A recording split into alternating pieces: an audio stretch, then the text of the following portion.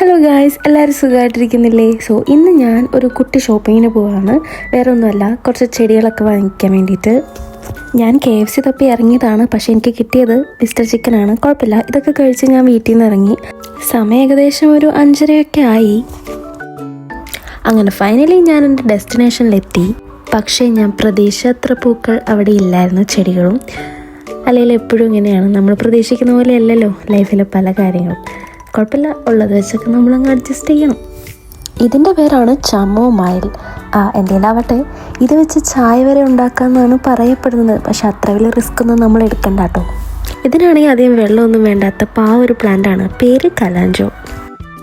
While taking care of others, നമ്മൾ നമ്മുടെ സ്വന്തം ഹാർട്ടിനെ ടേക്ക് കെയർ ചെയ്യാൻ വേണ്ടി മറന്നു വരുന്നത്. അതാണ് ഈ ഒരു അസേലിയ എന്ന് പറയുന്ന ഫ്ലവർ നമുക്ക് തരുന്നൊരു തോട്ട്. ഈ തുളിപ്സിൻ്റെ പിന്നിൽ ഒരുപാട് കഥകളുണ്ടെന്നേ. ഇപ്പം നമ്മൾ ഒരാൾക്ക് യെല്ലോ തുളിപ്സാണ് ഗിഫ്റ്റ് ചെയ്യുന്നതെങ്കിൽ അതിൻ്റെ അർത്ഥം എന്താണെന്നറിയോ? യു മേക്സ് മീ ഹാപ്പി എന്നാണ്. ഇപ്പം നിങ്ങൾക്ക് ഒരാളെ പ്രപ്പോസ് ചെയ്യണം, ഐ ലവ് യു എന്ന് പറയാനാണെങ്കിൽ റെഡ് തുളിപ്സ് കൊടുത്താൽ മതി. വലിയ കഥകളൊന്നും ഇല്ലെങ്കിലും ഈ ഒരു ഹാർട്ട് ലീഫ് പ്ലാന്റ് ഞാൻ വാങ്ങിച്ചിട്ടുണ്ടായിരുന്നു. അങ്ങനെ നെക്സ്റ്റ് ഡേ ആയി. ആഫ്റ്റർ എ തട്ടിക്കൂട്ടൽ ബ്രഷിങ് ആൻഡ് ബ്രേക്ക്ഫാസ്റ്റ് ഞാൻ എൻ്റെ ചെടികളെയൊക്കെ ഒന്ന് നോക്കി അതിന് വെള്ളമൊക്കെ ഒഴിച്ചു കൊടുത്തു. പിന്നെ എനിക്ക് ചെറുതായിട്ട് പനിയാണ്. സോ മരുന്നെല്ലാം കഴിച്ച് ചെറിയൊരു സ്ട്രെച്ചിങ് ഒക്കെ ചെയ്ത്, പിന്നെ പനി പിടിച്ചിരിക്കുമ്പോൾ തല കുളിക്കാവോ അതോ കുഴപ്പമുണ്ടോ എന്നൊക്കെ ഞാനിങ്ങനെ ആലോചിച്ചിരിക്കുമ്പം സിറി എൻ്റെ അടുത്ത് പറഞ്ഞു കുഴപ്പമൊന്നുമില്ല, വാഷ് ചെയ്യാം.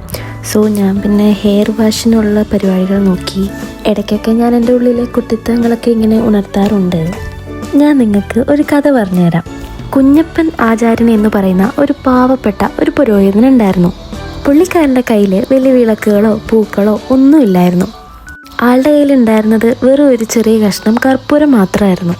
പുള്ളിക്കാരൻ ദൈവത്തിൻ്റെ അടുത്ത് പറഞ്ഞു, എൻ്റെ കയ്യിൽ ഇത്രേ ഉള്ളൂ ദൈവമേ, പക്ഷേ എൻ്റെ ഹൃദയം മൊത്തം നിനക്കാണെന്ന്. ചുറ്റുള്ള ആൾക്കാരെല്ലാവരും അദ്ദേഹത്തെ കളിയാക്കി, ഇത് എത്ര നേരം ഇനി കത്തും, ഇതിപ്പോൾ തീരില്ലേ? ശേഷം എന്ത് സംഭവിച്ചു? ആ ക്ഷേത്രം മുഴുവനും നല്ല സുഗന്ധമായി. പുള്ളീനെയാണെങ്കിൽ ദൈവം അങ്ങ് ഏറ്റെടുത്തു. അപ്പോൾ ഇതിൽ നിന്ന് നിങ്ങൾക്ക് എന്തെങ്കിലും പിടിയിട്ടിട്ടുണ്ടാവുമെന്ന് ഞാൻ പ്രതീക്ഷിച്ചുകൊണ്ട് നമുക്കിനി അടുത്ത വ്ലോഗിൽ കാണാം. Bye bye.